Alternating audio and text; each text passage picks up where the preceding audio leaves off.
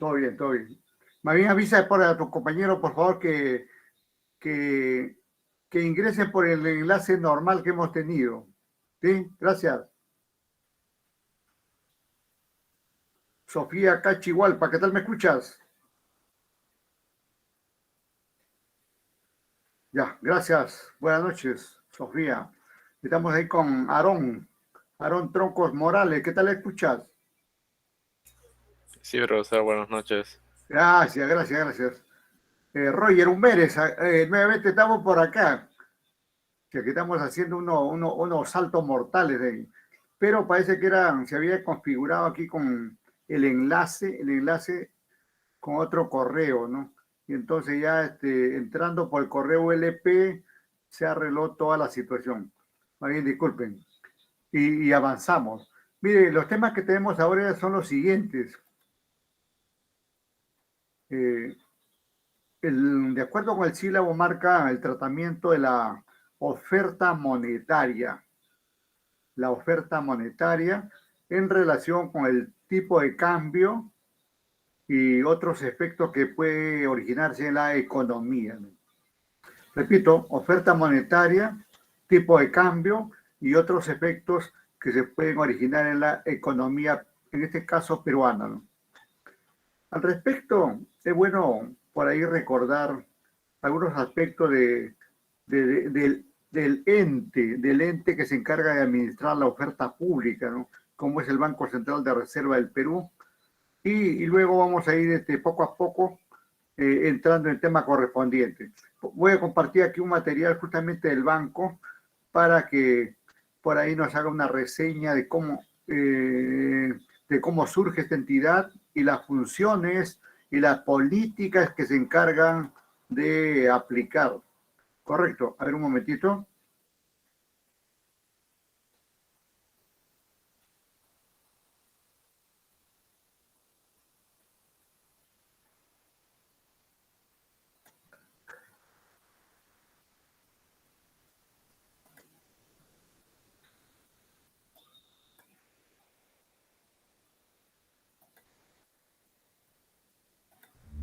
La existencia de la banca central en nuestro país se remonta a 1922, cuando se creó. Es bastante activo, ¿no? 1922, ¿no? 1922. Y aún antes seguramente funcionaba a través de las funciones que a partir de esa fecha toma el Banco Central de Reserva, seguramente lo tenía otra entidad, como podía ser el Ministerio de Hacienda, que existía ese tiempo, ¿no? Pero después ya se van desagregando y asignando las funciones a la entidad especializada, como nace en este año el Banco Central de Reserva. Creó el Banco de Reserva del Perú, al que se le encargó la tarea de regular el sistema crediticio y centralizar la emisión monetaria. Ahí está. En este caso nos interesa esa parte de la emisión monetaria, ¿no?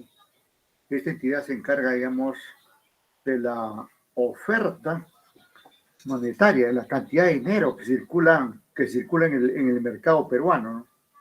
Pero también de la demanda, ¿no? Porque si hablamos de oferta, está ligada ahí la demanda respectiva, ¿no? En todo caso, son los agentes que demandan lo que hacen que aumente o disminuya la oferta monetaria, ¿no? Pero también otro aspecto que menciona, de regular el crédito. O sea, desde tiempos ancestrales, casi ahí el año 22, siglo pasado, y al comienzo del siglo pasado, ya el banco tenía esa función de regular el crédito, ¿no? Cosa que lo ha perdido en el tiempo, ¿no?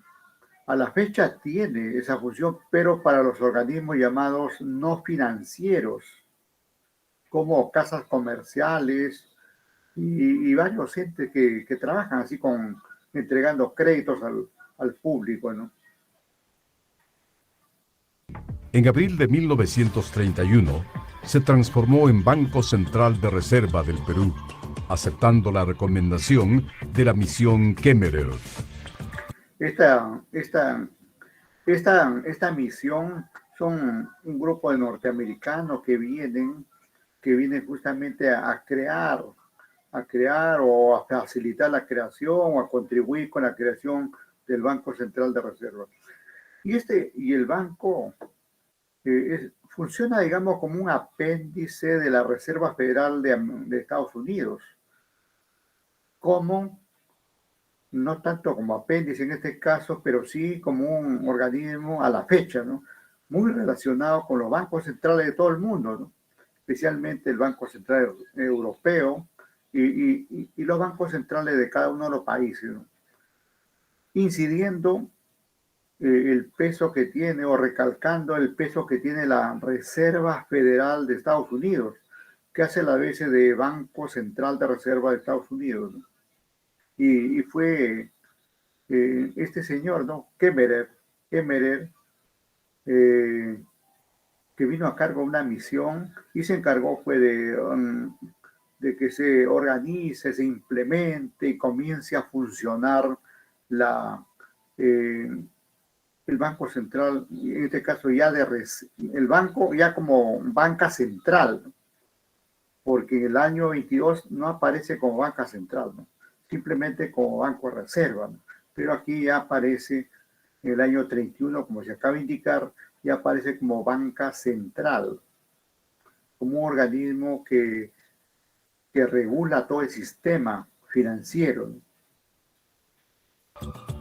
La Constitución Política del Perú establece que la finalidad del Banco Central de Reserva es preservar la estabilidad monetaria.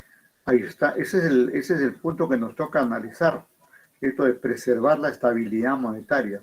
Y en eso entra en juego la política monetaria, que está a cargo del Banco Central de Reserva. Y esa política es dada a través de la Constitución política, ¿no? Y en el marco de esa estabilidad monetaria es que se regula la oferta monetaria. Y ya sabemos que la oferta tiene que ver con la cantidad de dinero que circula en el país. Y ahí hago el comentario siguiente y anote, por favor.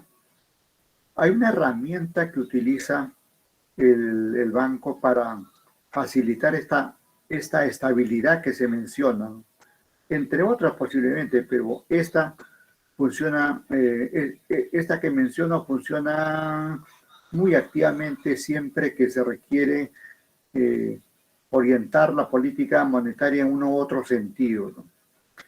Hablamos del encaje bancario, del encaje bancario. Bien sabemos que la gente, nosotros, no trabajamos con el BCR, ¿no? Nadie ahorra en el BCR, ¿no?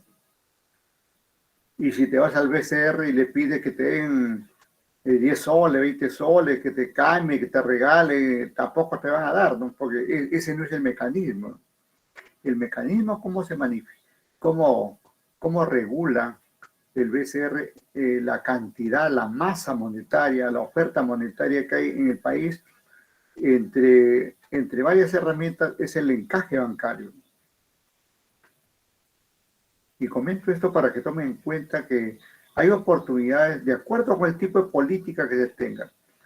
Se habla, digamos, de una política de carácter contractiva y la otra de carácter expansiva.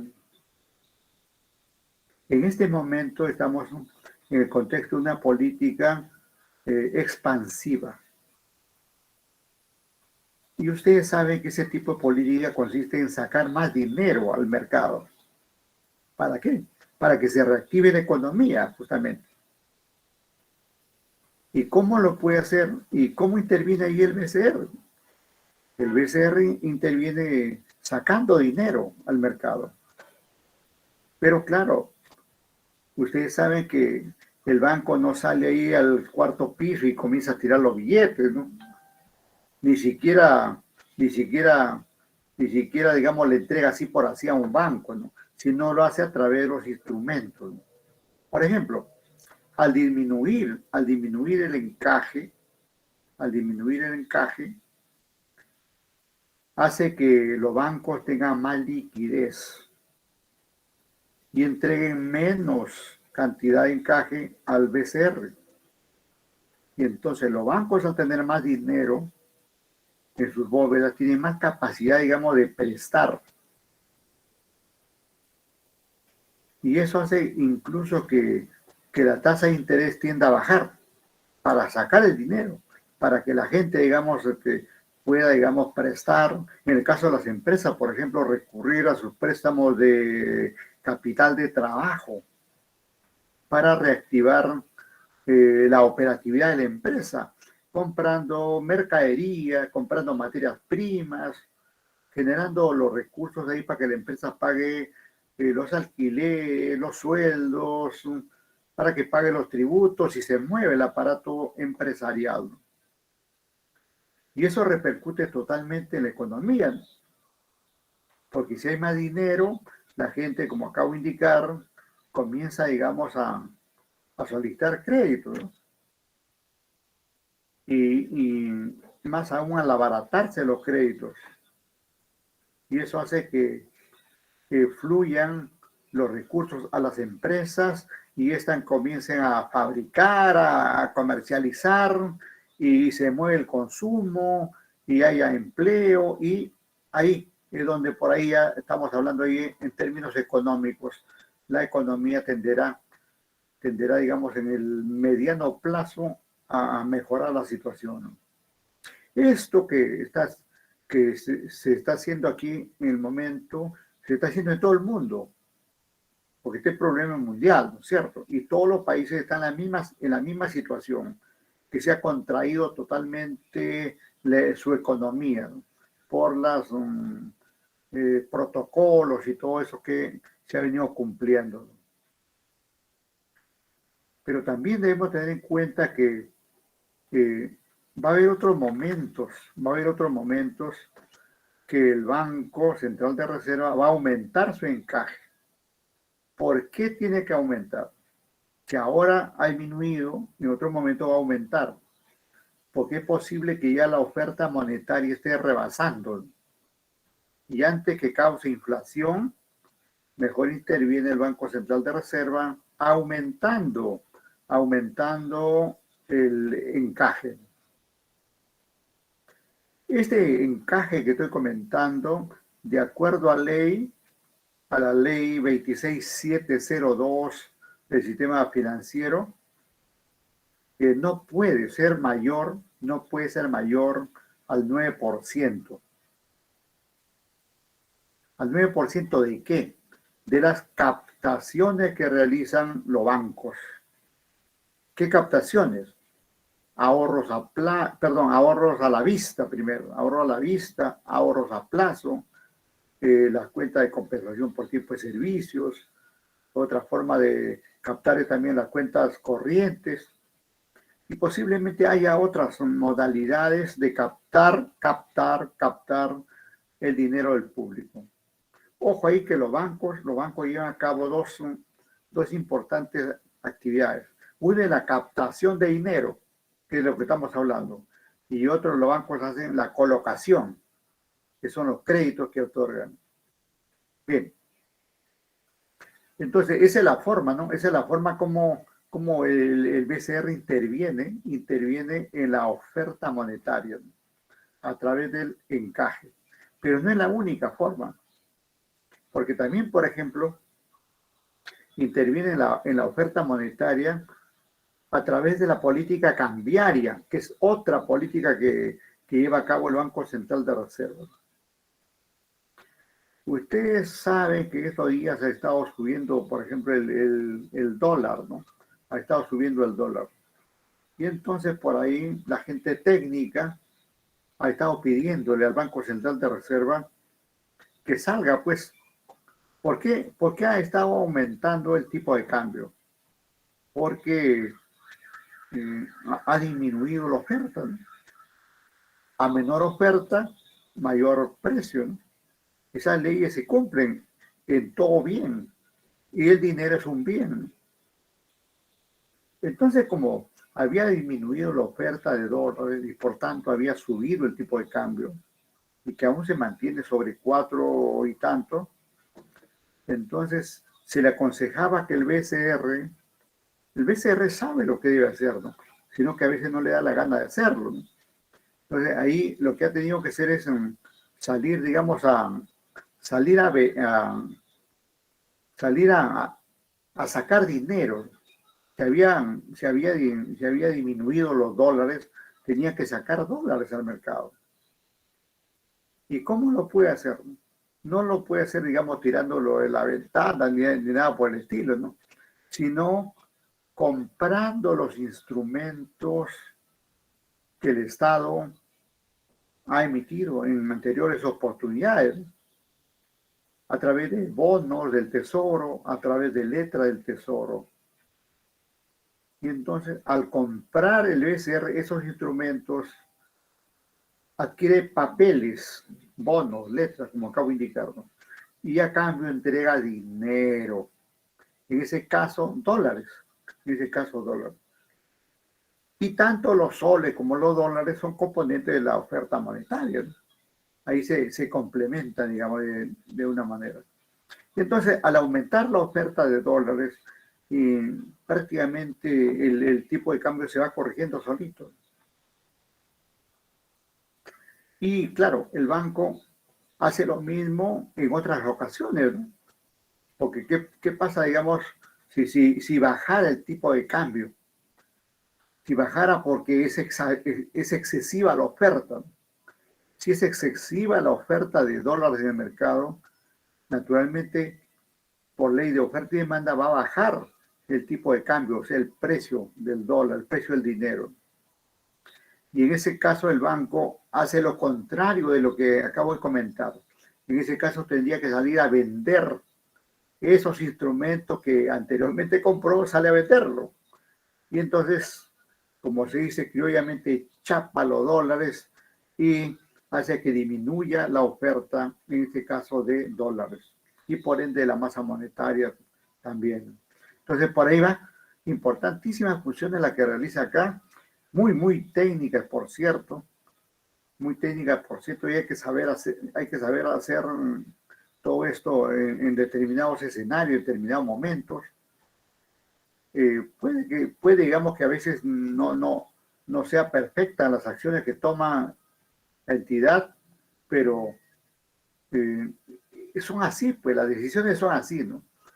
Estamos hablando de seres humanos, y los seres humanos no somos perfectos, ¿no? Nos equivocamos. Y entonces, eventualmente podrían equivocarse el directorio del banco. Normalmente no ha venido ocurriendo ninguna equivocación. Más bien, ha habido un buen manejo. Hay un buen manejo de la política monetaria, de la política cambiaria, de la política fiscal, de la inflación, de todo lo que hace el BCR. Lo único malo es que su presidente ya se ha adueñado, se ha adueñado el Banco Central de Reserva, ¿no? En la mañana, justamente hoy en la mañana estábamos viendo la noticia que hoy ha juramentado por un nuevo periodo. Y yo no sabía esa parte legal, ¿no? Que ya ha juramentado ante la presidenta de la Corte Suprema, o ante la presidenta del Poder Judicial o de la Corte Suprema, ¿no? Él y los tres otros directores que corresponden a lo que le corresponde designar al Poder Ejecutivo, ¿no? Y faltan otros tres, porque son 7 directores, perdón, 6 directores. Faltarían 3 más que debe designar el Congreso.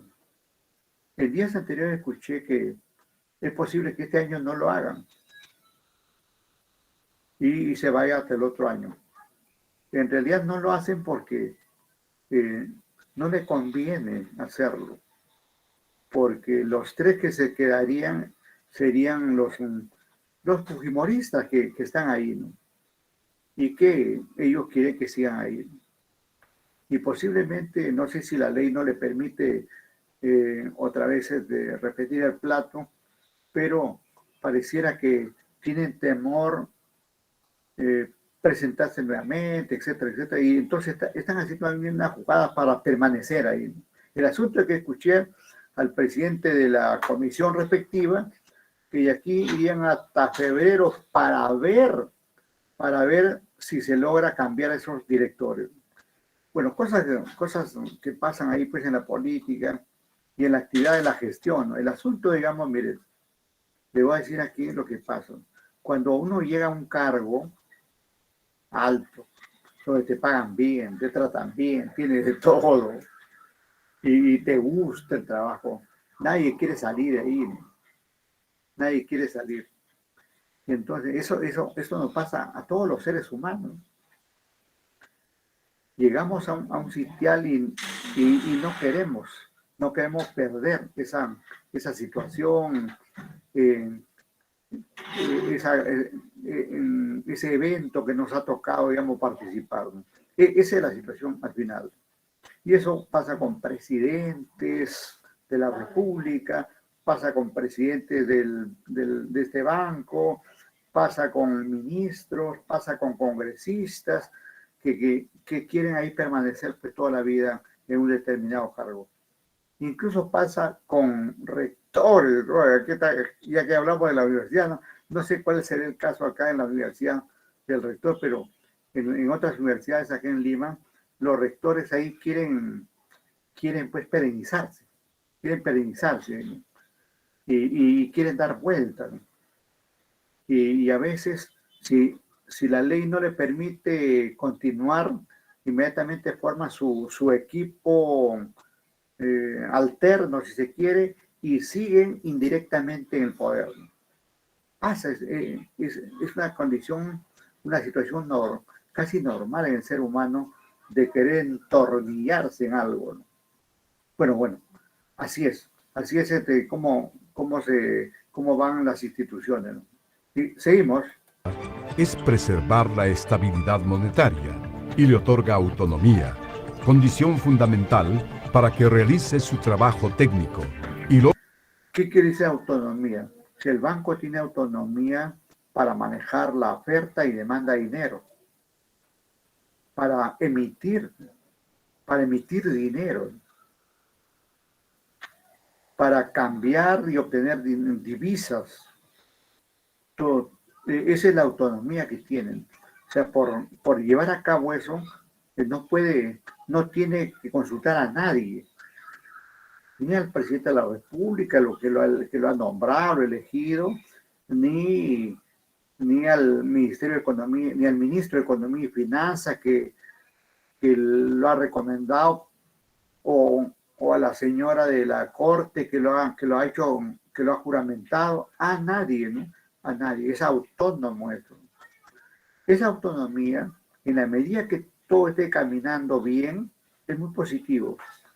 Pero lo malo, a veces la autonomía es mala cuando las cosas andan de mal en peor, ¿no? Pasan, por ejemplo, en algunas entidades, ¿no? Que son pretextos de esa autonomía, hacen lo que le da la gana y termina, digamos, afectando el logro de la misión institucional. Logre mantener el valor de nuestra moneda, el sol.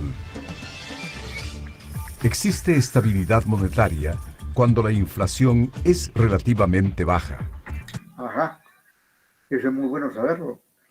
La masa, la oferta monetaria está relacionada con la inflación, con el tipo de cambio y con otros elementos, ¿no?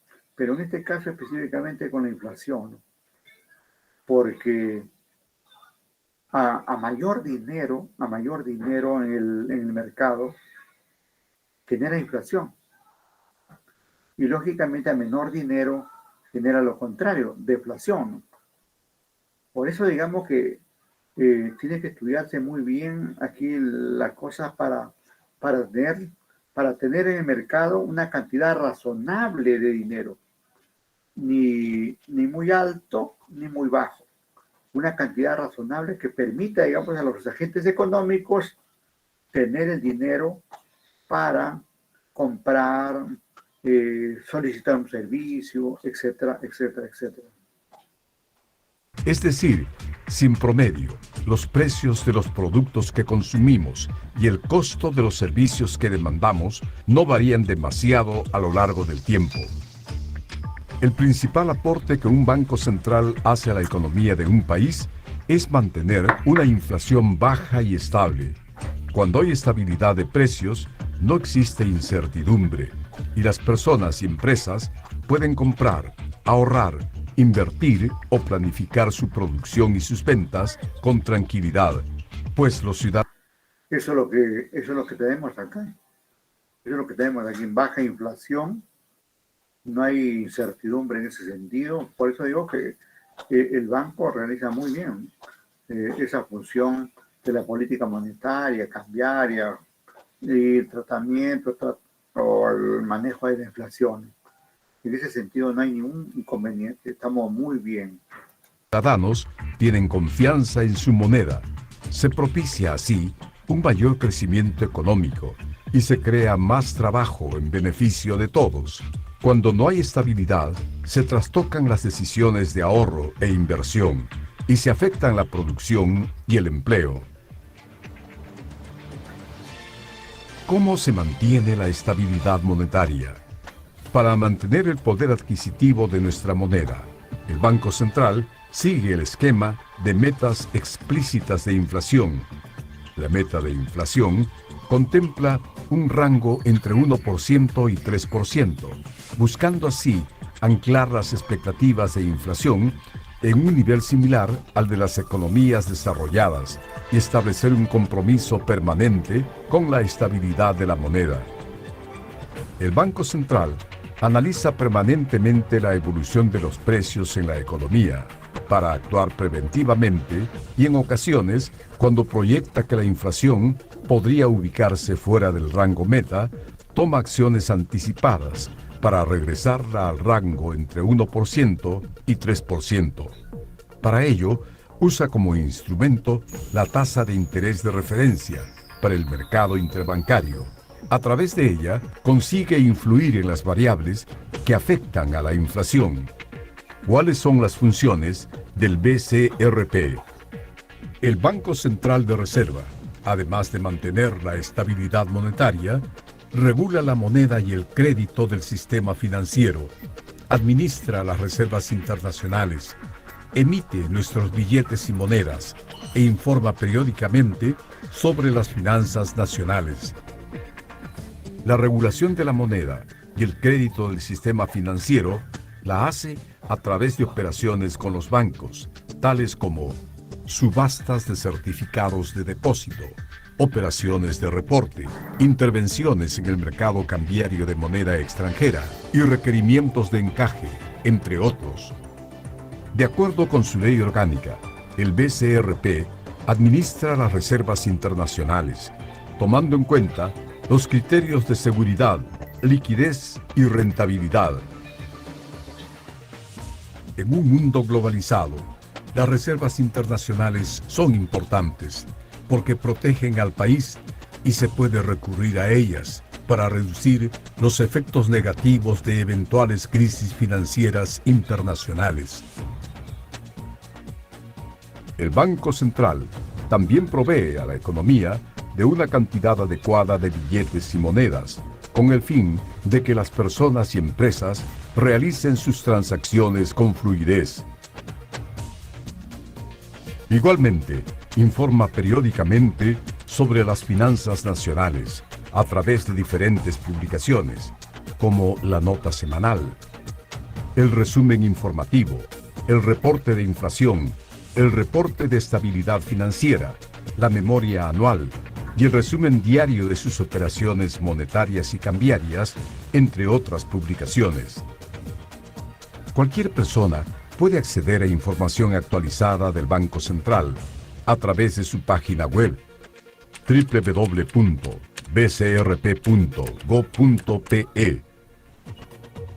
las redes sociales y mediante el uso de aplicaciones para celulares o dispositivos móviles. Además de su sede principal, el Banco Central cuenta con sucursales en las ciudades de Arequipa, Puno, Cusco, Huancayo, Iquitos, Piura y Trujillo. La Casa Nacional de Moneda, creada en 1565, y que es la más antigua de Sudamérica, forma parte del Banco Central y se encarga de fabricar las monedas que nuestra economía necesita. El Banco Central también realiza actividades que promueven el desarrollo y la difusión de la cultura en nuestro país a través de su museo, que exhibe un variado patrimonio cultural, del Museo Numismático, que alberga una magnífica colección de medallas, billetes y monedas, de su actividad editorial, de la realización de sus concursos de arte y literatura, de su biblioteca especializada en economía y finanzas, y de la emisión de monedas conmemorativas y de colección. Igualmente, ha puesto en valor importante patrimonio arquitectónico, como la Casa Urquiaga en Trujillo, la Casa Goyeneche en Arequipa y el Tribunal Mayor de Cuentas en Lima. Estos magníficos locales, considerados como patrimonio cultural de la nación, albergan oficinas del banco y salas de exhibición de bienes culturales. El banco también lleva a cabo una importante labor educativa, mediante la realización de sus cursos de extensión universitaria, el de Economía desde 1961 y el de Finanzas Avanzadas desde 2008. A través de estos cursos, el banco incorpora a la institución a los alumnos más destacados del país.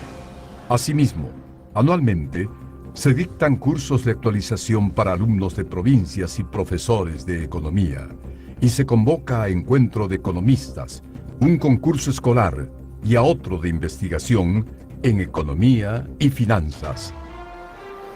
Banco Central de Reserva del Perú.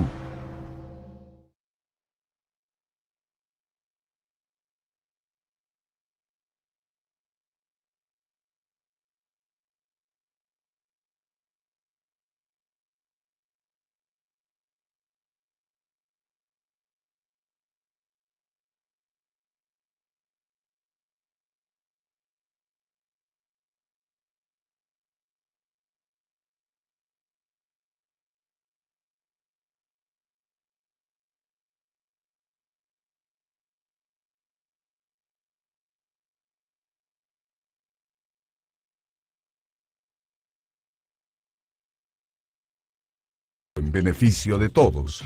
Cuando no hay estabilidad, se trastocan las decisiones de ahorro e inversión y se afectan la producción y el empleo. ¿Cómo se mantiene la estabilidad monetaria? Para mantener el poder adquisitivo de nuestra moneda, el Banco Central sigue el esquema de metas explícitas de inflación. La meta de inflación contempla un rango entre 1% y 3%, buscando así anclar las expectativas de inflación en un nivel similar al de las economías desarrolladas y establecer un compromiso permanente con la estabilidad de la moneda. El Banco Central analiza permanentemente la evolución de los precios en la economía para actuar preventivamente y en ocasiones, cuando proyecta que la inflación podría ubicarse fuera del rango meta, toma acciones anticipadas para regresarla al rango entre 1% y 3%. Para ello, usa como instrumento la tasa de interés de referencia para el mercado interbancario. A través de ella, consigue influir en las variables que afectan a la inflación. ¿Cuáles son las funciones del BCRP? El Banco Central de Reserva, además de mantener la estabilidad monetaria, regula la moneda y el crédito del sistema financiero, administra las reservas internacionales, emite nuestros billetes y monedas e informa periódicamente sobre las finanzas nacionales. La regulación de la moneda y el crédito del sistema financiero la hace a través de operaciones con los bancos, tales como subastas de certificados de depósito, operaciones de reporte, intervenciones en el mercado cambiario de moneda extranjera y requerimientos de encaje, entre otros. De acuerdo con su ley orgánica,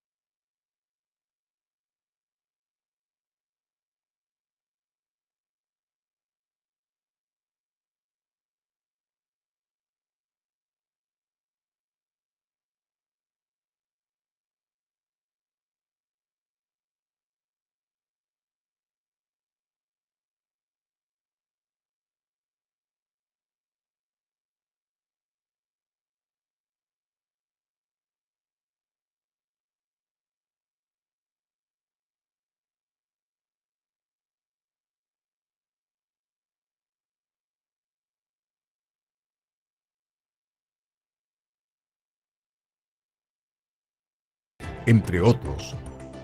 De acuerdo con su ley orgánica, el BCRP administra las reservas internacionales, tomando en cuenta los criterios de seguridad, liquidez y rentabilidad,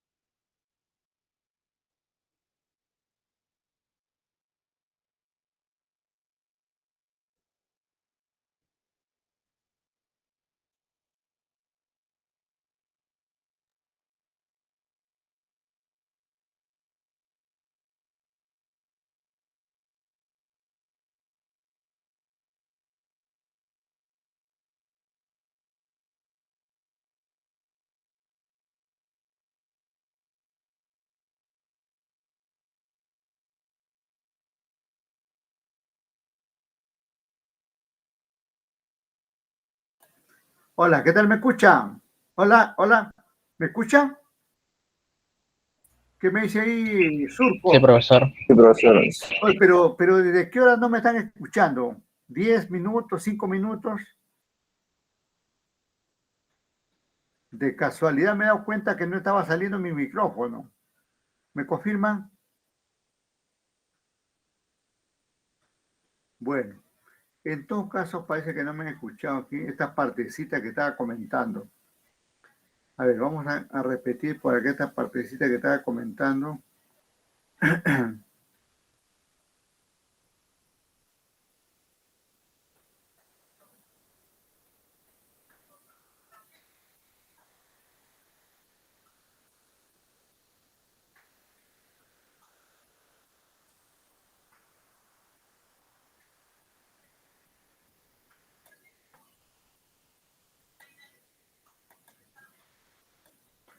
Ya. Esta es la parte fundamental. Esto es lo que necesitamos comprender, ¿no? El BCR regula la moneda y el crédito del sistema financiero. ¿Cómo lo hacen? Yo estaba comentando hace ratón esto, mediante subastas de certificados, ¿no? Es decir, si hay mucho dinero en el mercado, el banco sale a vender estos certificados y con eso saca dinero del mercado para disminuir la oferta monetaria. Cuando haga falta, cuando haga falta dinero en el mercado, el banco hace lo contrario, ¿no?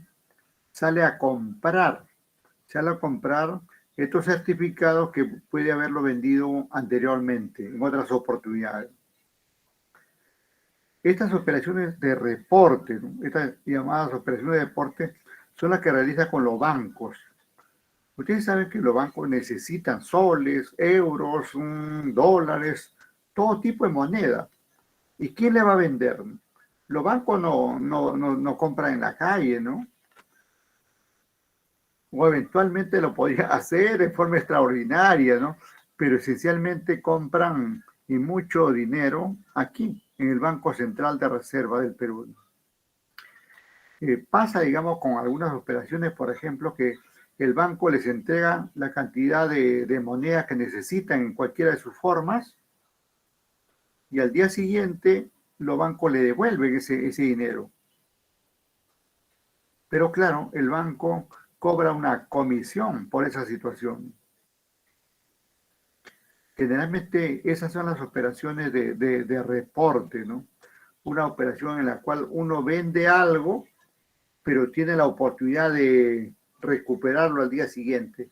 Eso es lo que es el banco. O sea, se deshace de su dinero en un día y al día siguiente lo recupera.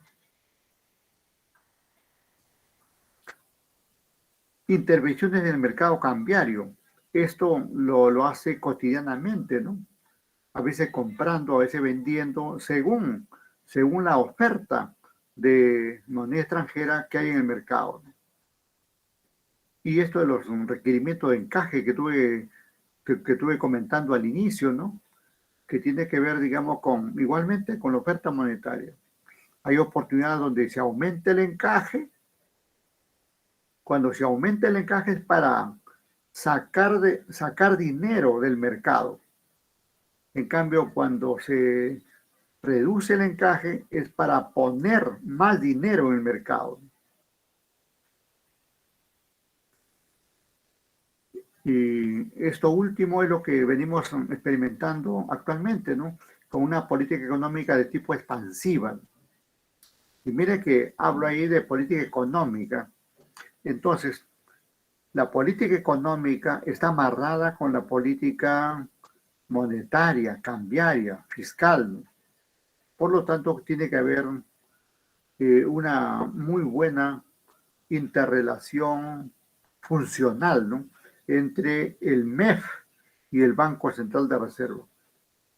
Y claro, también con la Superintendencia de Banca y Seguros y, y otras entidades, porque al final, digamos, todo lo que se hace es un conjunto de interrelaciones. El otro punto que por acá era de la reserva, ¿no? De la reserva. ¿Dónde están las reservas? Por acá. Aquí parece que estamos aquí. Ajá, ahí están las reservas.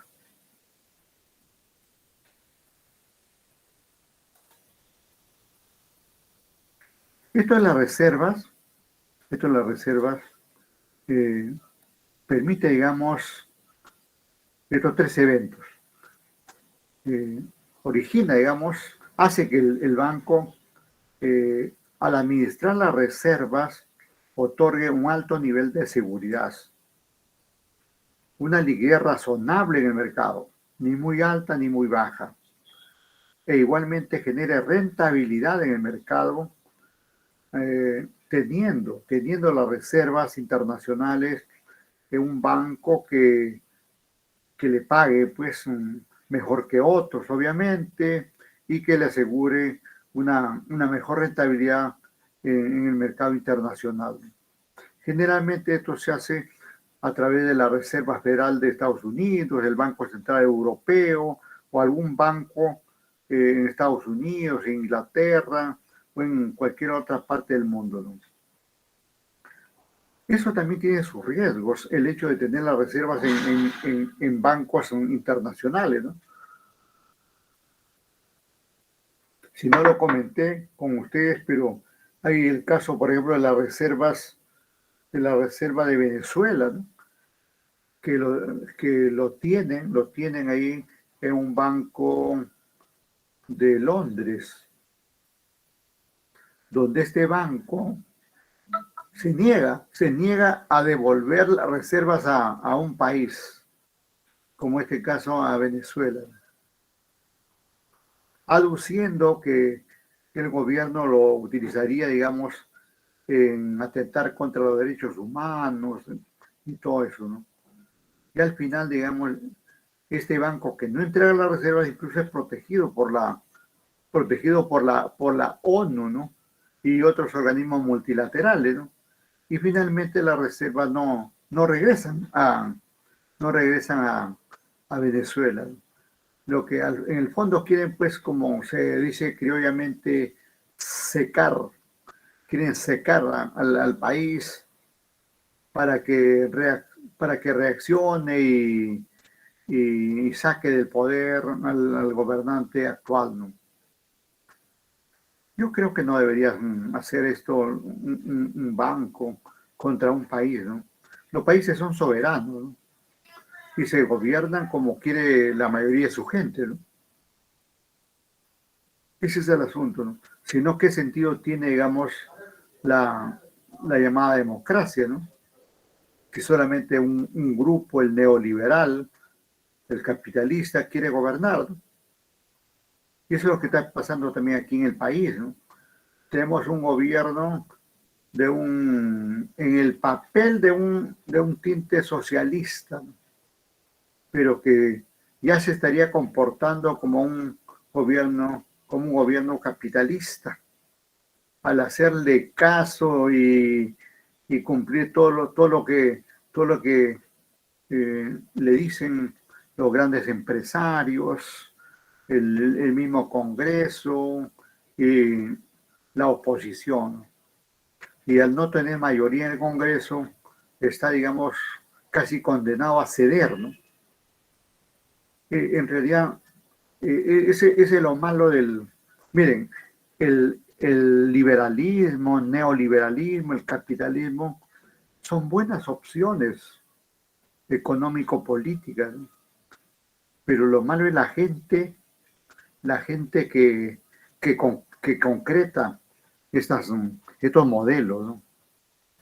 Porque finalmente termina siendo eso que estoy mencionando. Además de generar monopolios, oligopolios y todo un conjunto de mecanismos que conllevan, digamos, al manejo de la economía de forma irregular, ¿no? Inadecuada, atentatoria contra la masa, contra el pueblo.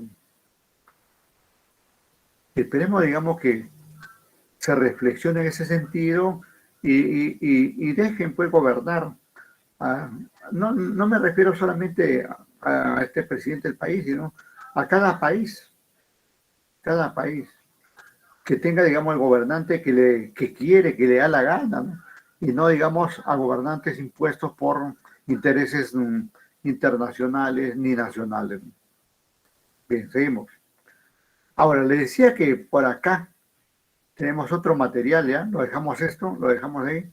Tenemos otro material de donde se recaba otros puntos de vista, ¿no? Otros puntos de vista relacionados con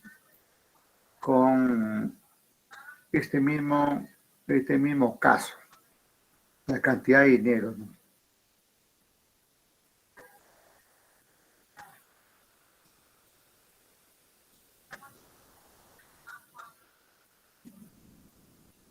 En el Perú, en los que la moneda perdía valor constantemente y la inflación anual. A ver, está arrancando ahí cuando estábamos en problemas, ¿no? Y es como, cómo, digamos, después se ha ido solucionando, ¿no? Con la intervención del Banco Central de Reserva. En contraste con el final de los 80 en el Perú, en los que la moneda perdía valor constantemente y la inflación anual alcanzó un 1000% en promedio, en los últimos años hemos gozado de una moneda estable y en general predecible. Junto con otros factores, la estabilidad macroeconómica ha permitido al Perú incrementar su PBI per cápita constantemente y reducir la pobreza de más de un 50% al 20% en 20 años aproximadamente. Una institución que ha sido fundamental para este logro es el Banco Central de Reserva, también conocido como BCR. ¿Pero qué es exactamente esta institución?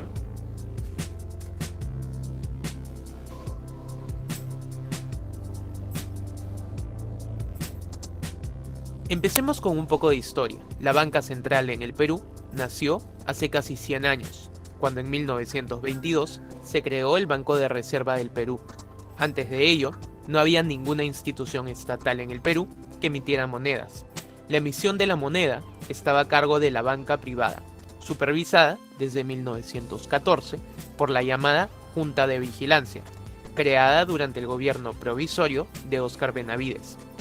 La creación del Banco de Reserva, entonces, trajo como novedad que desde ese momento la emisión de monedas y billetes dentro del territorio peruano quedaba centralizada en esa institución.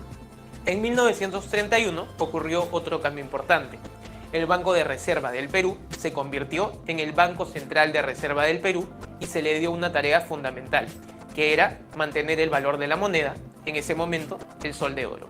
Desde ese año, el BCR o BCRP ha experimentado múltiples cambios, pero esta finalidad permanece, mantener la estabilidad de la moneda. De hecho, a diferencia de otros bancos centrales, como la Reserva Federal de los Estados Unidos, que tiene entre sus objetivos garantizar el pleno empleo, la Constitución de 1993 y la Ley Orgánica del propio BCR establecen como su único fin mantener la estabilidad monetaria. ¿Pero qué significa esto? En nuestros tiempos, implica que el valor del sol no sufra variaciones abruptas. Por ejemplo, que lo que hoy te cuesta 10 soles no pase a costarte mañana 30 o 40 soles, o evitar, de manera indirecta, como vimos en otro de nuestros videos, que el precio del sol disminuya o aumente radicalmente frente a otras monedas. Ahora, para que el BCR cumpla con su función, la Constitución establece que es un organismo autónomo. Esto significa que no responde ni obedece a ningún poder del Estado, ya sea el Ejecutivo, el Legislativo o el Judicial.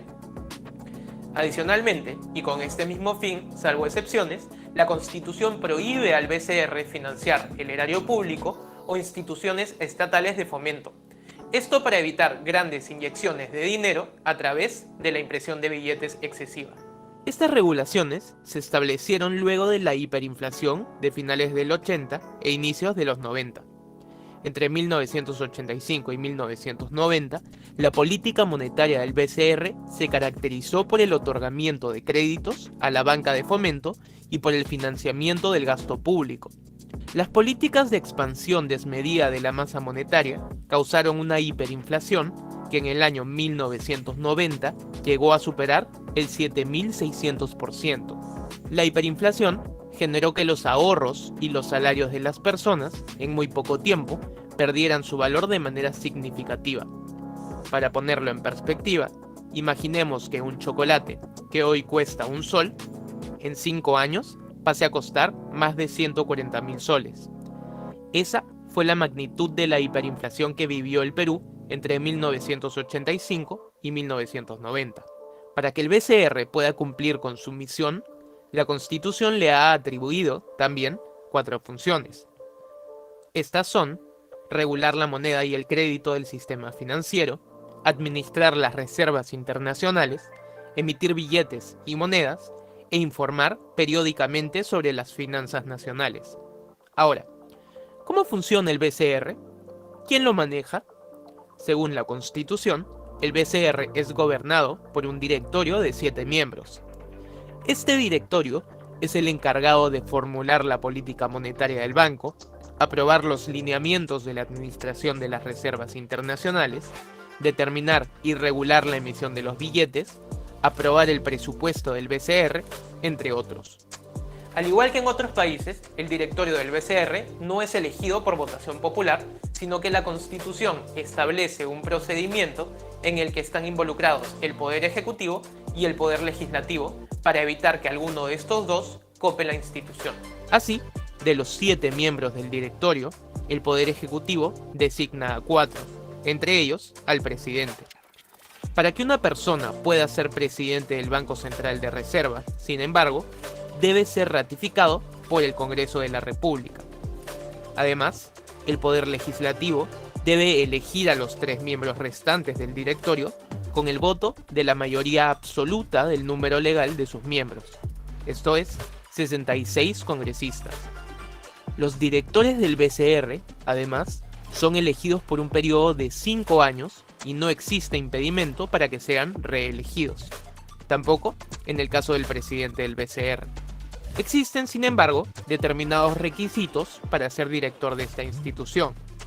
Entre ellas están contar con nacionalidad peruana, tener reconocida solvencia moral y poseer amplias y certificadas competencias y experiencia en economía y finanzas. No pueden tener sentencias por delitos dolosos, no pueden ser personas quebradas, entre otros. Como vemos, el BCR es una institución centenaria que tiene un rol muy importante: cuidar tu capacidad adquisitiva. Para ello, existen una serie de candados para evitar que haya hiperinflación y mantener la estabilidad de la moneda. ¿Y tú, qué opinas del rol del BCR? Muy bien, muy bien. Entonces le agradecemos aquí al amigo que nos ha puesto un punto de vista él en relación con la información que ya habíamos presentado, ¿no? En todo caso, complementa adecuadamente lo que ya se había presentado, ¿no? Ahora, entramos ahora a ver más directamente ya la política monetaria, porque por ahí ya entramos más a tema, ¿no? A ver, vamos un ratito, espérense.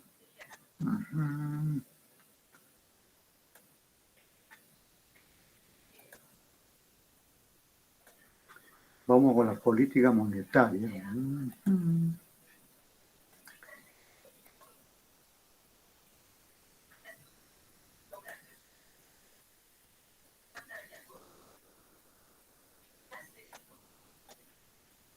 Cuando era estudiante de economía, ningún tema me parecía más apasionante que el del dinero, el de la teoría monetaria. Algo que es tan drásticamente real y sin embargo tan evanescente. Para muchas personas incluso completamente incomprensible. Ya sabéis que alrededor del dinero además aparecen poderes que parecen casi mágicos, taumatúrgicos, como el de aquellos iniciados que conocen los arcanos de ganar dinero con dinero. Pero también tenemos aquellos otros sacerdotes, por así decirlo, del dinero que lo controlan, lo gestionan, lo crean e incluso lo hacen desaparecer. Por eso hoy vamos a hablar de dinero y de política monetaria sobre todo.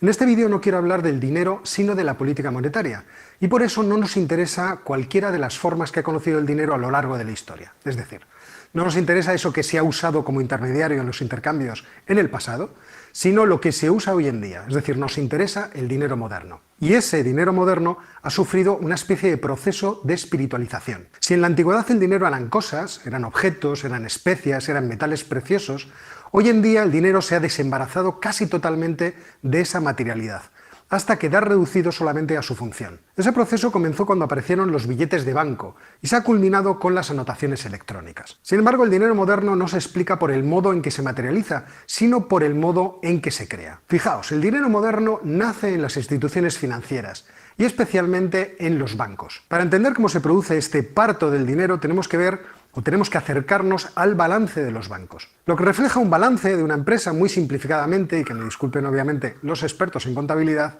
vendría a ser lo siguiente. En el activo tenemos todo aquello que se puede convertir en liquidez, es decir, todo aquello que la empresa a corto o a largo plazo puede convertir en dinero. Y en la parte de los pasivos tenemos las deudas que tienen las empresas, ya sean estas a corto o a largo plazo. Pues bien, en el caso de un banco, una parte de sus pasivos son medios de pago, es decir, aquello que nosotros usamos como intermediario en nuestras transacciones. Veamos, por lo tanto, el balance del Banco Central para entenderlo. Una parte de lo que respalda esos billetes y monedas emitidos son metales preciosos y monedas de otros países. Sin embargo, el 12 de septiembre de 2019 el pasivo de la Reserva Federal ascendía a 3,8 billones de dólares, o trillones si os gusta más la expresión anglosajona.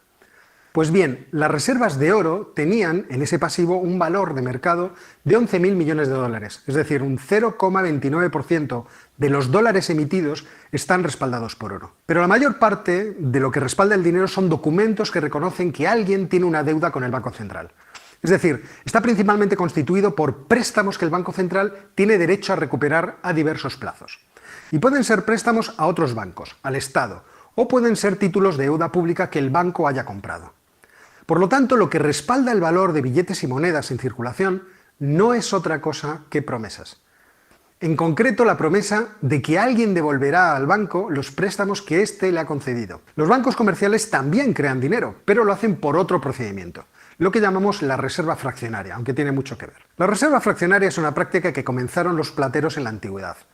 Estos negocios solían aceptar metales preciosos como depósitos, para guardarlos y custodiarlos, y a cambio se daban unos documentos que acreditaban ese depósito. Sin embargo, el éxito de esos documentos como medio de cambio llevó a los plateros a disponer ilegal e ilegítimamente de esos metales depositados, y sobre los que, como os he dicho, tenían solo la obligación de guardarlos y custodiarlos, no de hacerse con ellos para obtener una ganancia.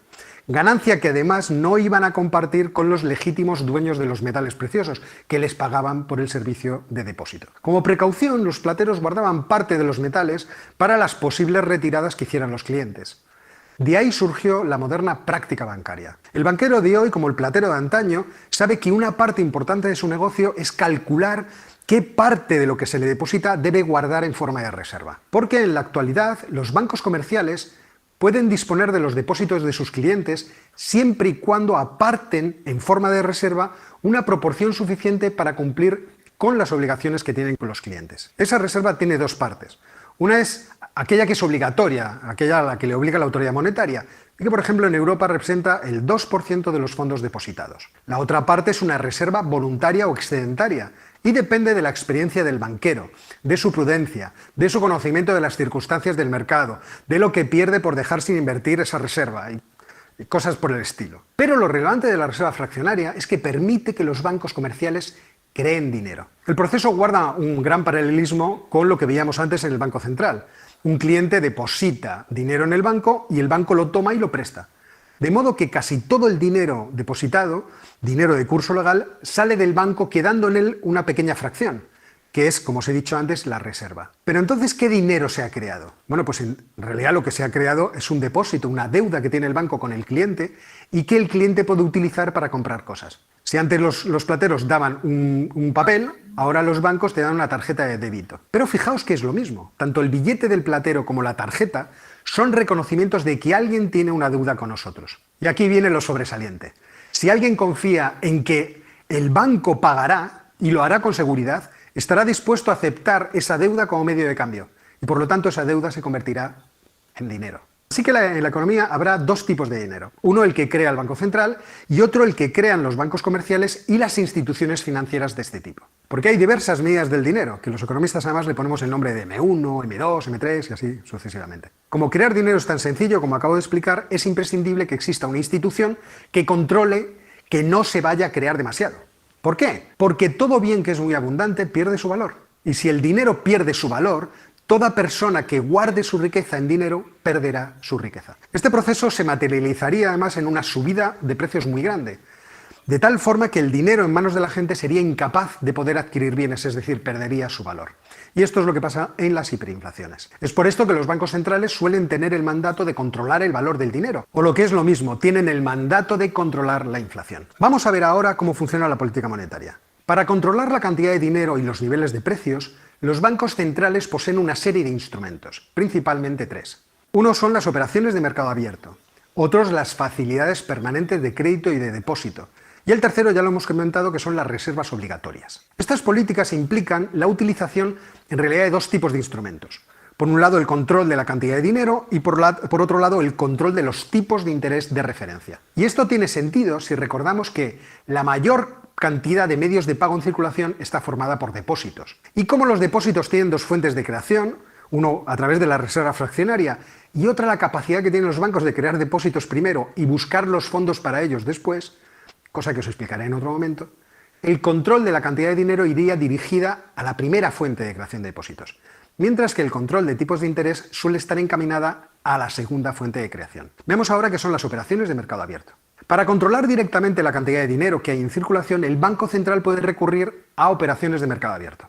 En estas lo que hace el banco es comprar y vender activos financieros, títulos de deuda, y a cambio recibe o da dinero a las entidades financieras con las cuales hace estas operaciones, que además realiza un determinado tipo de interés. Por ejemplo, una política monetaria expansiva consiste en que el Banco Central adquiere activos financieros de los bancos, por ejemplo, a cambio de dinero, de tal forma que las entidades financieras aumentarían la cantidad de dinero que pueden prestar y posteriormente pondrían en circulación ese dinero en forma de préstamos. Una política monetaria contractiva sería justo lo contrario. El Banco Central vende activos financieros a los bancos a cambio de dinero, de tal forma que las entidades financieras ceden parte de su liquidez al Banco Central, que así reduce la oferta de crédito que existe en la economía. Veamos ahora las facilidades permanentes. El Banco Central actúa dentro del sistema financiero como si fuera un banco de bancos, es decir, es la institución financiera de última instancia. El Banco Central, por lo tanto, es el último que tiene capacidad de prestarle a alguien dentro de la economía. Y eso quiere decir que puede o bien tomar depósitos de los bancos comerciales, como si fuera un banco cualquiera, o prestarles dinero. Cada vez que un banco tiene exceso de liquidez, exceso de tesorería, puede depositar parte de ese dinero en el Banco Central a cambio de un determinado tipo de interés. Y ese tipo de interés va a ir marcando, por así decirlo, el límite de los tipos de interés por debajo. Estas son las llamadas facilidades marginales de depósito. Pero además el Banco Central puede alterar esos tipos de interés para hacerlos más o menos atractivos y así o bien quita liquidez de la economía o bien la suelta a la economía. Igualmente existen unas facilidades marginales de crédito que tienen como objetivo proporcionar liquidez a los bancos comerciales cuando estos la necesitan. Es decir, cuando estos han ido al mercado en el cual los bancos se prestan dinero y no han encontrado suficiente liquidez. Aquí el tipo de interés se convierte en una herramienta que incentiva la puesta en circulación de una mayor o menor liquidez. Ahora vamos a hablar de los efectos de las políticas monetarias. Las variaciones de la cantidad de dinero en circulación buscan que la cantidad de fondos prestables cambie haciéndolos más o menos escasos. Una escasez relativa de fondos prestables hará que los tipos de interés se incrementen y que por lo tanto el consumo y la inversión se vean desincentivadas y por lo tanto se reduzcan. Si la demanda de bienes en la economía se hace más pequeña, entonces los precios dejarán de crecer. Y por esa vía, que como veis es indirecta, se habrá conseguido controlar la estabilidad de los precios. Por otro lado, el control directo de los tipos de interés, de los tipos de referencia, afectará directamente a la demanda de préstamos en la economía. Como sabéis, en la economía existen muchos tipos de interés distintos. El tipo de interés de la deuda pública, por ejemplo, a corto y a largo plazo, el tipo de interés que fijan los bancos comerciales para prestarse entre ellos, el llamado tipo de interés interbancario. También podemos encontrar tipos de interés de distintos activos financieros que se vayan creando, etc. Pues bien, todos estos tipos de interés están todos referidos al tipo de interés de intervención del Banco Central, que es el tipo de interés que fija por así decirlo, como he dicho antes, el suelo para todo el resto de operaciones. Este tipo de interés se llama de referencia no por nada. En cierto modo, como el Banco Central es el mayorista del producto que comercializan los bancos comerciales, es el que crea el dinero en origen, es como si creara las lechugas únicas que hay en el mercado de lechugas, entonces actúa, como he dicho, como un mayorista y establece el precio suelo a partir del cual los que adquieren ese producto al por mayor pueden venderlo al por menor. Es decir, las instituciones financieras van a poder vender esos dineros que ha creado el Banco Central, pero solo a un precio que sea mayor que aquel al cual lo compraron. Es por esto que la alteración de estos tipos de interés va a influir en el resto de tipos de interés, empezando por los tipos de interés que fijan los bancos, ese que llamaba antes interbancario. Una vez que se han alterado los tipos de interés, ya sea por una vía o por otra, es decir, una vez se haya hecho por las operaciones de mercado abierto o por las facilidades marginales, hay que determinar cuáles son los canales a través de los cuales se transmite el efecto de la política monetaria. Es decir, imaginaos que la economía es un árbol de estos jovencillos, un flacucho, y entonces el tronco es el tipo de interés. Y las ramas son los canales de transmisión de su efecto. Entonces, si el Banco Central menea el tipo de interés, el efecto de ese movimiento se va a ir transmitiendo a lo largo de todos esos canales. Pero lo malo es que esos canales además están interconectados y por lo tanto el efecto es un efecto complejo. Y es por esto que los bancos centrales tienen servicios de estudio que suelen ser muy potentes para tratar de determinar cómo se establecen esas influencias entre la variación del tipo de interés y lo que va ocurriendo en la economía. Bueno, y hasta aquí el vídeo de hoy. Espero que os haya resultado claro. Es un vídeo solamente de iniciación. Ya tendremos tiempo de hacer vídeos un poco más específicos y nos vemos en una próxima ocasión.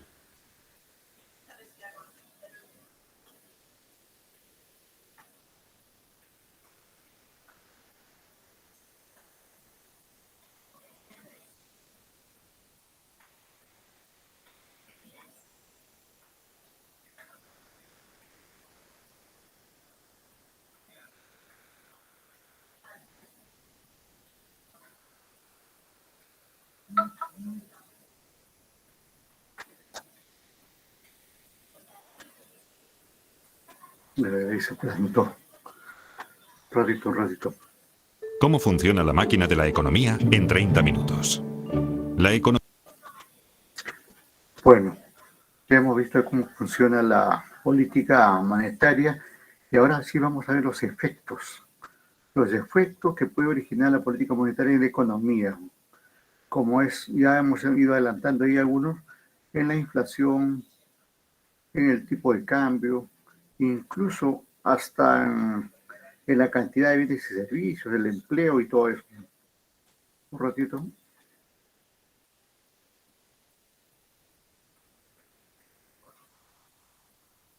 Carga. Ya.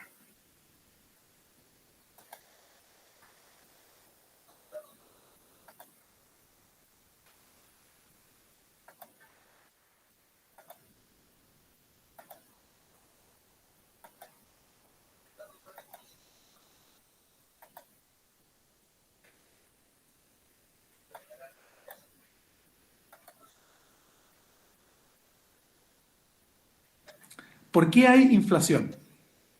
¿A quiénes podríamos considerar hoy como las personas más importantes del mundo? Sin duda, dentro de las personas más influyentes están los presidentes de los bancos centrales. Son ellos los que deciden acerca de las tasas de interés y la política monetaria que afectan la inflación. ¿Por qué son tan importantes? Porque una buena parte de la actividad económica se ve afectada por sus decisiones. En este módulo queremos entender cómo se relacionan la inflación, el dinero y la política monetaria. De módulos anteriores, sabemos que la inflación es el aumento generalizado de los precios, que medimos habitualmente a través del índice de precios al consumidor o IPC. Este se publica mensualmente y nos indica cuánto subieron o bajaron los precios de una canasta representativa de bienes. Ese aumento de precios es lo que llamamos inflación. Ahora, ¿por qué hay inflación? ¿Qué hace que los precios de los bienes suban? Los precios y la inflación tienen que ver sobre todo con el dinero. Si se imprime más dinero, los precios subirán. Sabemos que el PIB depende de nuestra capacidad de producir bienes y servicios. Y esta tiene que ver con la inversión, la educación, la innovación y las instituciones. Pero no depende del dinero. El dinero es un medio de transacción y lo utilizamos para intercambiar los bienes y servicios del PIB, es irrelevante para la cantidad de PIB. Veamos un ejemplo. Supongamos por un momento que todos los precios se redujeran a la mitad, en 50%. Entonces, el dinero necesario para realizar transacciones sería también la mitad. Entonces es fácil entender que si el dinero se duplica, los precios se duplicarán también. Esto es lo que se conoce como la ecuación cuantitativa del dinero. Esta ecuación señala que el PIB multiplicado por los precios es igual a la cantidad de dinero multiplicada por la velocidad de circulación del dinero. El PIB multiplicado por los precios, recordamos que esto es el PIB nominal, es igual a la cantidad de dinero multiplicada por su velocidad de circulación. Sabemos que el dinero en un periodo de tiempo puede usarse más de una vez para realizar transacciones. Si sube la cantidad de dinero y todo lo demás está constante, los precios deben subir. Si miramos series largas de precios de varios cientos de años, veremos que antes del siglo XX la inflación era algo poco corriente. Las primeras grandes inflaciones se producen en los años 20. Después de eso hay muchas y en muchos países. Esto tiene que ver con el dinero. Hasta antes de esa época el sistema financiero usaba patrones metálicos como dinero, especialmente el llamado patrón oro, donde existía una paridad fija entre el valor del oro y el valor de las monedas. Los bancos centrales no podían imprimir billetes a discreción, sino que tenían que tener un respaldo en oro. Cuando esto se acabó, las imprentas de dinero se volvieron más activas y las tasas de inflación empezaron a subir en muchos países. En algunos llegaron a ser muy altas, por ejemplo, durante la hiperinflación alemana en 1922 y 1923.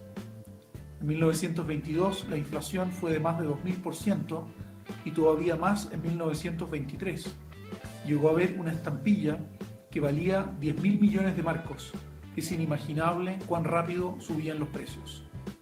Si bien este tipo de episodios son más bien algo del pasado, sí podemos constatar que a los bancos centrales les puede resultar muy difícil detener la impresión de dinero. Una primera idea que tenemos que recordar entonces es que la inflación se relaciona directamente con el dinero.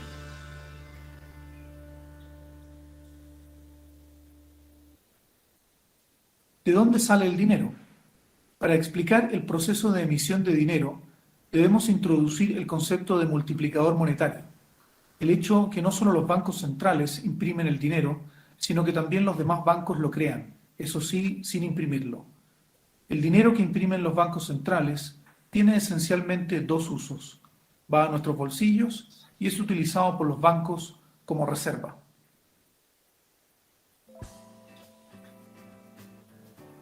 Veamos el detalle con un ejemplo sencillo. Supongamos que un banco central emite inicialmente 100.000 pesos. Nosotros recibimos ese dinero. Si lo pensamos bien, es la menor parte la que mantenemos con nosotros. La mayor parte de nuestro dinero está en el banco. Supongamos que nos guardamos 10.000 pesos. Los otros 90.000 los depositamos en el banco. Ahora, el banco, ni tonto ni perezoso, gana dinero prestándolo, por lo que tomará nuestro dinero y lo prestará.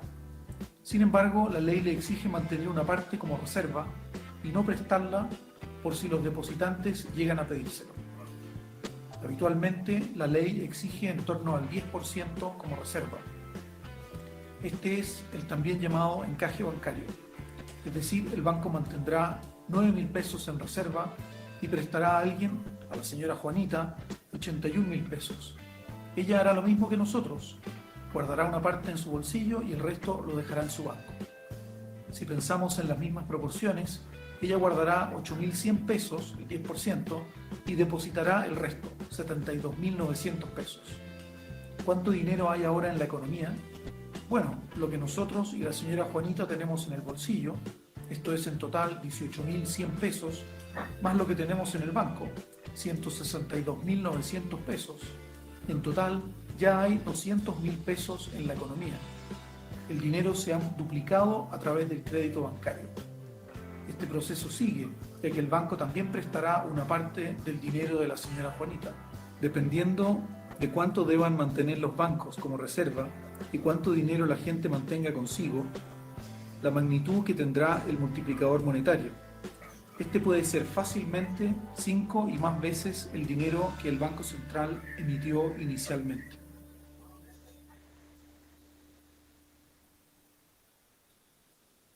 ¿Cómo pueden ahora los bancos centrales influir sobre el dinero?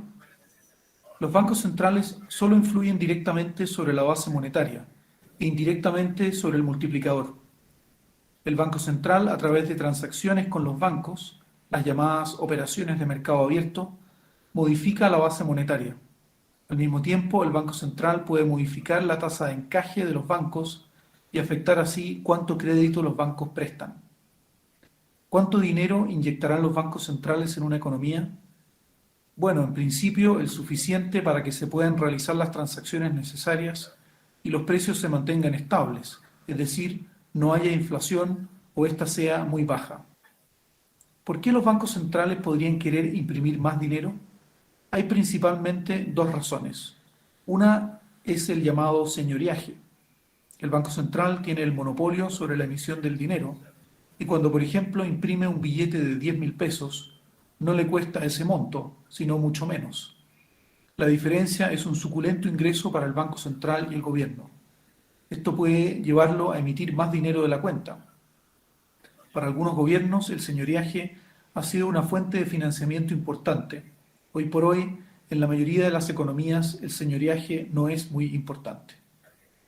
La segunda razón es más complicada, pero más relevante, y tiene que ver con el mecanismo de transmisión de la política monetaria. Cuando el Banco Central aumenta la cantidad de dinero, los precios no suben inmediatamente, sino que se trata de un proceso que tarda y a veces bastantes meses. Inicialmente, la mayor cantidad de dinero hace disminuir las tasas de interés de corto plazo y esto favorece el gasto de las personas y las empresas, lo cual empieza a presionar los precios. En el corto plazo, esto significa un estímulo para la economía, más actividad y menos desempleo. En el largo plazo, solo habrá más dinero y mayores precios. Sabemos que la actividad medida con el PIB no depende del dinero. Cuando los bancos centrales no son independientes del gobierno, este último puede utilizar la política monetaria y particularmente la inyección de dinero para generar un auge de la actividad económica de corto plazo. Esto puede ser políticamente conveniente. Podríamos compararlo con una inyección de morfina a un paciente que está sufriendo. Al comienzo hay un alivio, pero luego vuelve el dolor.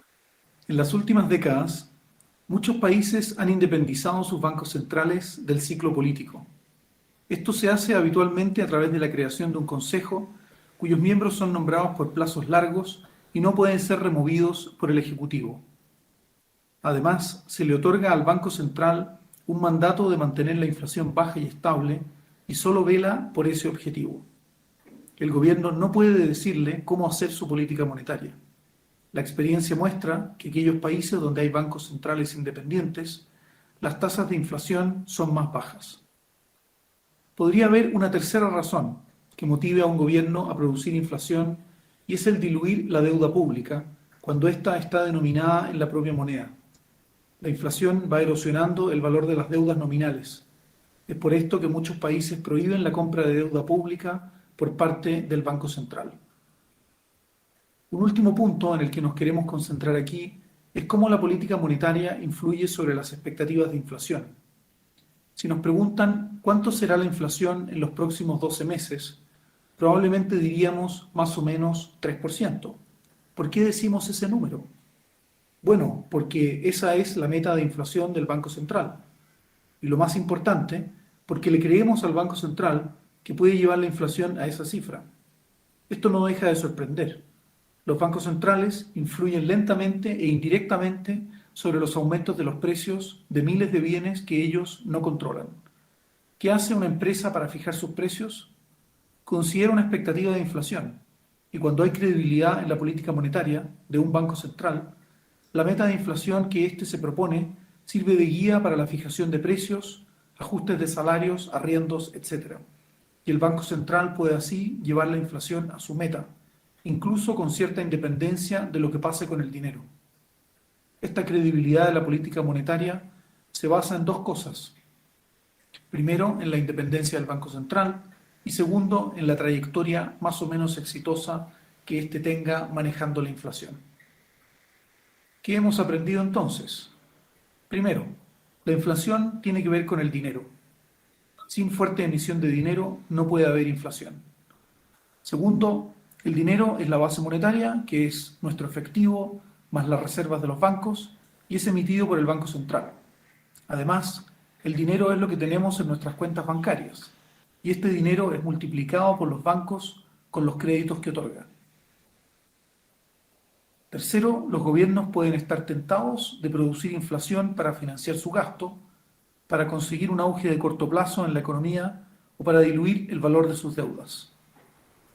Cuarto, para asegurar la estabilidad en el valor de una moneda, manteniendo la inflación baja y estable, es necesario aislar la política monetaria del ciclo político. Esto se logra con bancos centrales independientes. Quinto, las expectativas de inflación influyen enormemente en la fijación de precios por parte de las personas y empresas. Es por esto que los bancos centrales se concentran hoy en tener credibilidad para que las expectativas estén ancladas en la meta de inflación que el banco tiene. Muy interesante esta conclusión, ¿no?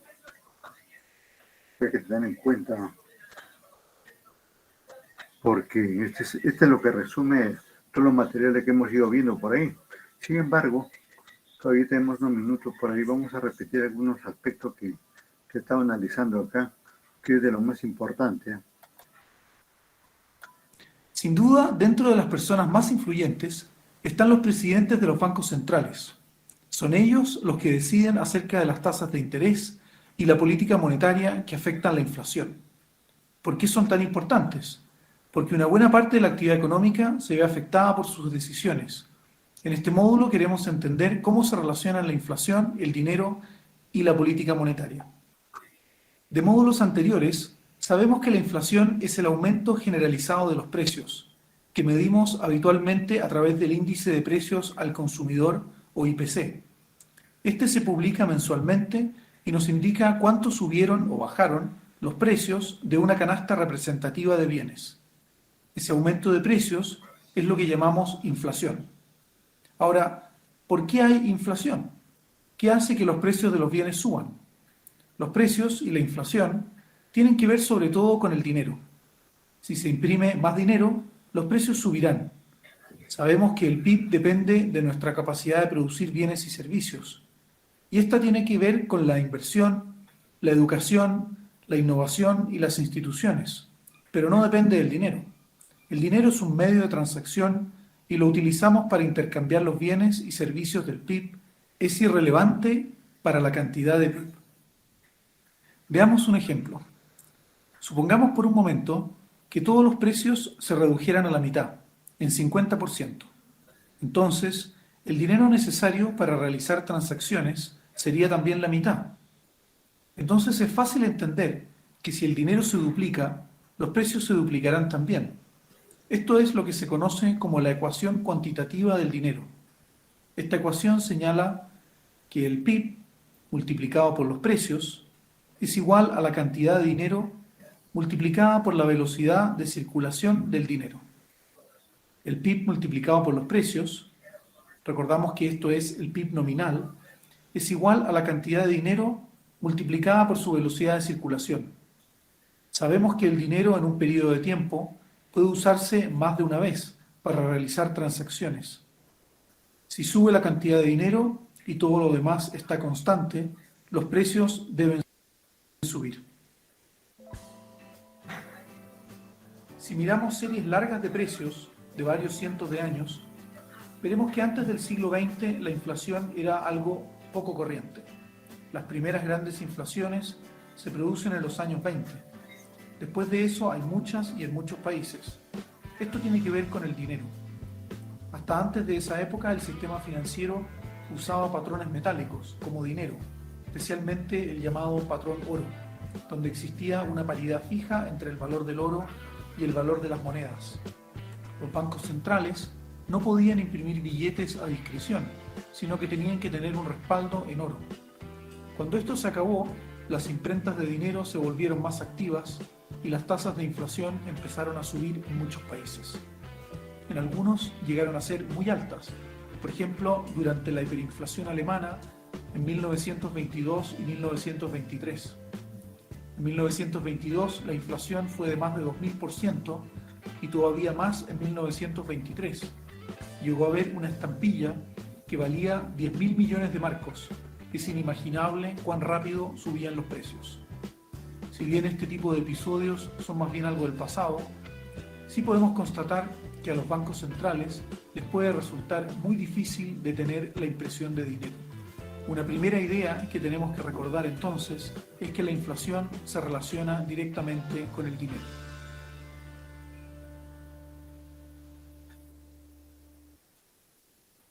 ¿De dónde sale el dinero? Para explicar el proceso de emisión de dinero, debemos introducir el concepto de multiplicador monetario. El hecho que no solo los bancos centrales imprimen el dinero, sino que también los demás bancos lo crean, eso sí, sin imprimirlo. El dinero que imprimen los bancos centrales tiene esencialmente dos usos. Va a nuestros bolsillos y es utilizado por los bancos como reserva.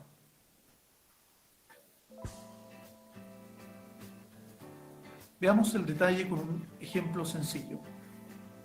Supongamos que un banco central emite inicialmente 100.000 pesos. Nosotros recibimos ese dinero. Si lo pensamos bien, es la menor parte la que mantenemos con nosotros. La mayor parte de nuestro dinero está en el banco. Supongamos que nos guardamos 10.000 pesos. Los otros 90.000 los depositamos en el banco. Ahora, el banco, ni tonto ni perezoso, gana dinero prestándolo, por lo que tomará nuestro dinero y lo prestará. Sin embargo, la ley le exige mantener una parte como reserva y no prestarla por si los depositantes llegan a pedírselo. Habitualmente, la ley exige en torno al 10% como reserva. Este es el también llamado encaje bancario. Es decir, el banco mantendrá 9.000 pesos en reserva y prestará a alguien, a la señora Juanita, 81.000 pesos. Ella hará lo mismo que nosotros. Guardará una parte en su bolsillo y el resto lo dejará en su banco. Si pensamos en las mismas proporciones, ella guardará 8.100 pesos, el 10%, y depositará el resto, 72.900 pesos. ¿Cuánto dinero hay ahora en la economía?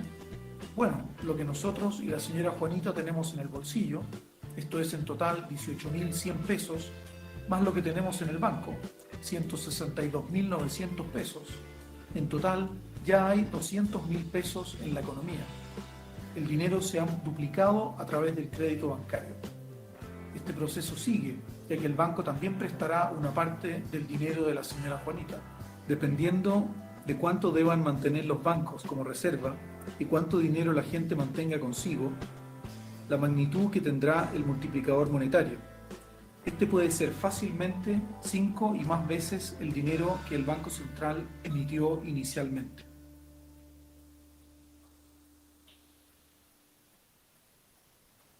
¿Cómo pueden ahora los bancos centrales influir sobre el dinero? Los bancos centrales solo influyen directamente sobre la base monetaria e indirectamente sobre el multiplicador. El Banco Central, a través de transacciones con los bancos, las llamadas operaciones de mercado abierto, modifica la base monetaria. Al mismo tiempo, el Banco Central puede modificar la tasa de encaje de los bancos y afectar así cuánto crédito los bancos prestan. ¿Cuánto dinero inyectarán los bancos centrales en una economía? Bueno, en principio el suficiente para que se puedan realizar las transacciones necesarias y los precios se mantengan estables, es decir, no haya inflación o ésta sea muy baja. Ajá. Esto último está bien interesante. Por acá creo que comienza, ¿no?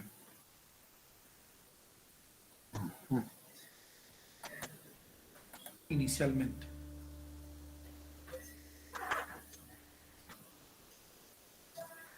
¿Cómo pueden ahora los bancos centrales influir sobre el dinero?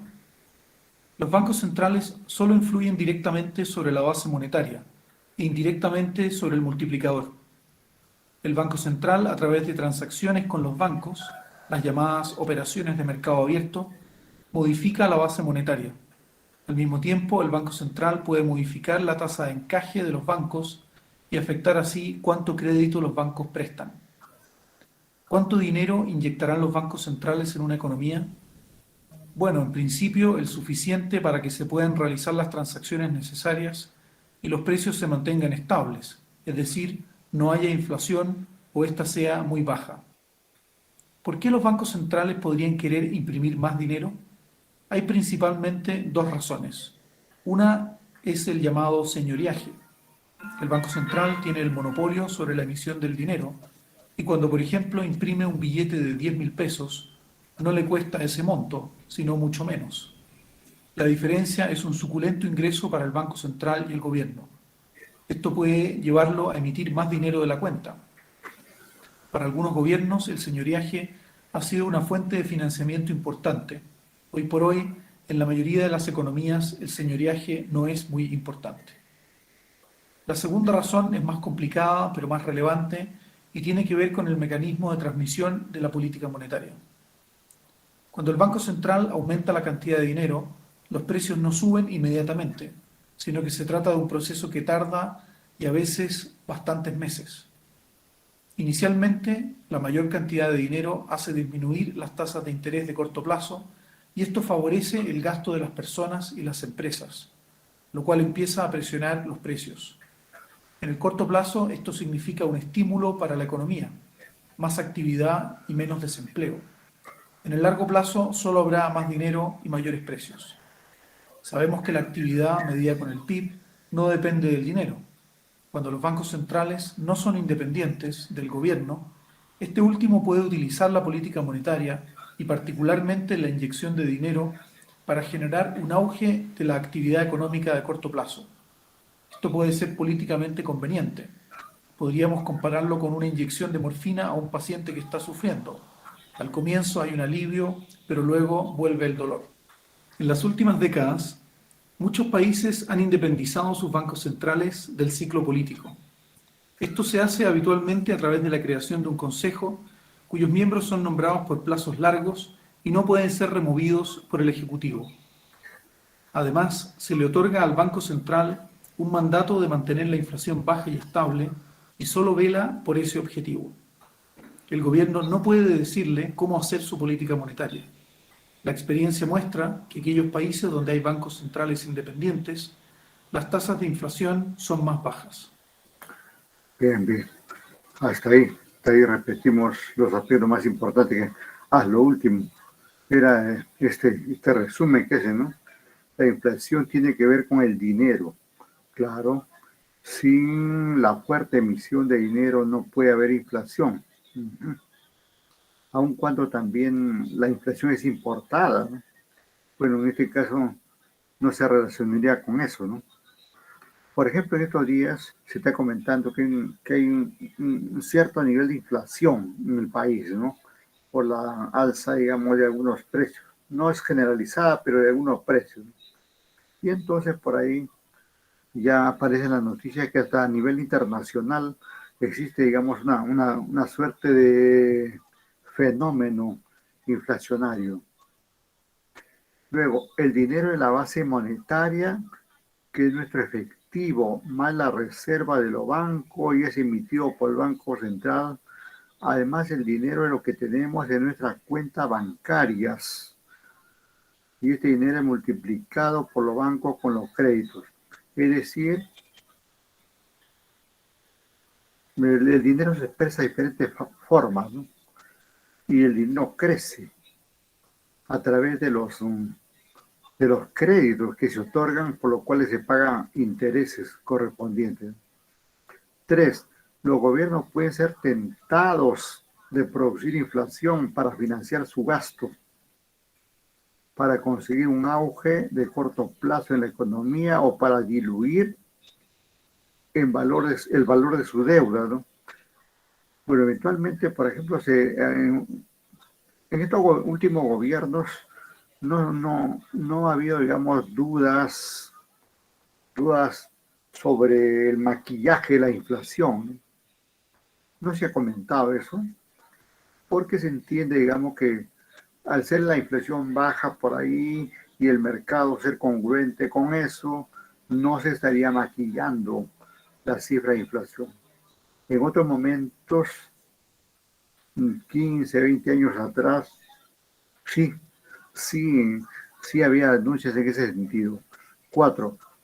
Para asegurar la estabilidad en el valor de una moneda, que esto es lo que se quiere realmente, se puede hacer es que manteniendo la inflación baja, ¿no? Y por tanto estable. Y asimismo, dice que es necesario aislar la política monetaria del ciclo político, ¿no? Sí, por eso se le dota, digamos, al Banco Central de una independencia total. 5. Las expectativas de inflación influyen enormemente en la fijación de precios. Bueno, esto eventualmente puede pasar pues en la economía, ¿no? Y eso podría originar inflación y trastocar la economía, ¿no? Bueno, entonces hemos hecho un repaso ahí de varios aspectos concernientes al Banco Central, a la política monetaria, sus efectos aquí en la oferta monetaria, sus efectos en la inflación, y en otro momento vamos a ver cómo entra aquí a tallar con mayor incidencia el tipo de cambio, ¿no? El tipo de cambio. Indirectamente se ha dicho, pero vamos a verlo más directamente también. Bien, no sé si parte de ustedes hay un comentario. Hola, ¿algún comentario? Si no, mientras yo me preparo para la lista, pero si hubiera un comentario con todo gusto, por favor. A ver, a ver, a ver.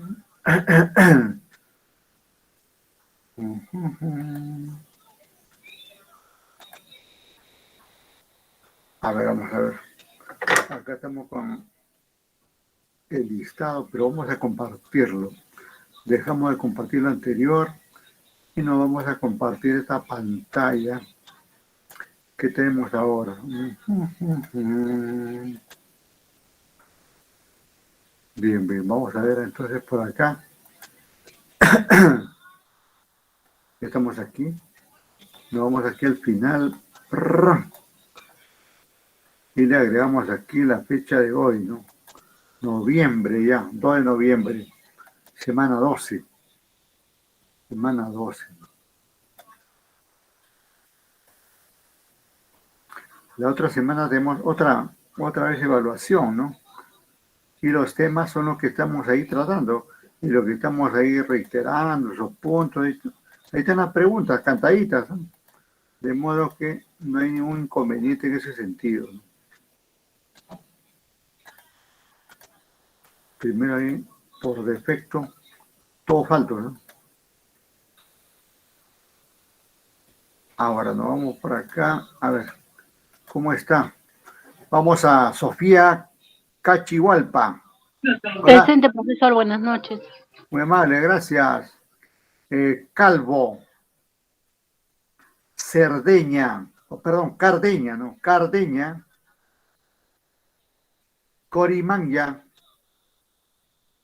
Centeno,